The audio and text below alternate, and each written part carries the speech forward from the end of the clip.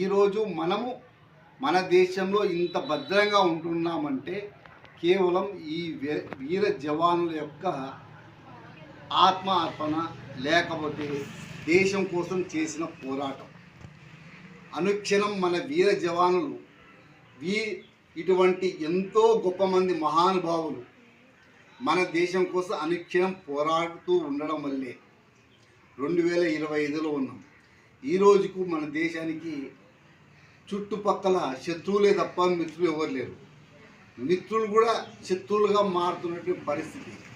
అయినా ఈరోజు మన భారతదేశం స్వావలంబన దిశగా ఆత్మనిర్భర భారత్తో ముందుకు పోతుందంటే ఇటువంటి ఎందరో మహానుభావులు చేసినటువంటి త్యాగ ఫలితమే మన భారతదేశం.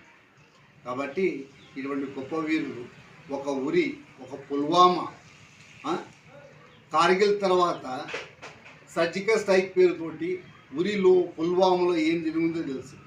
ఫిబ్రవరి 14 చాలా గొప్పగా చెప్పుకుంటాం, వ్యాలంటైన్స్ డే అని, ప్రేమికుల దినోత్సవం.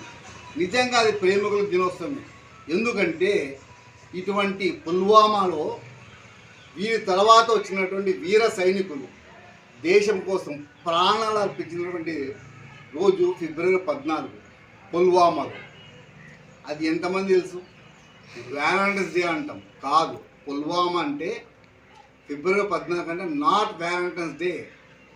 మన దేశం కోసం ఇటువంటి ఎందరో అమరులైనటువంటి మన దేశ వీర జవాన్ల యొక్క స్ఫూర్తి ఫిబ్రవరి 14. It's called Pulwama day. మన వీర సైనికుల దినం, అమరులైన దినం, ప్రేమికుల దినం కాదు.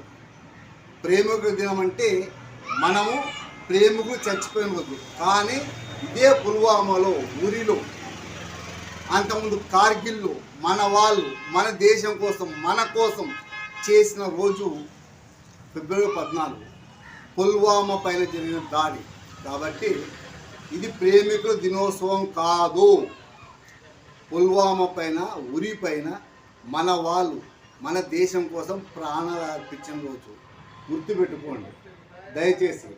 కాబట్టి మన దేశం, మన సంస్కృతి, మన చరిత్ర మరిచిపోకూడదు.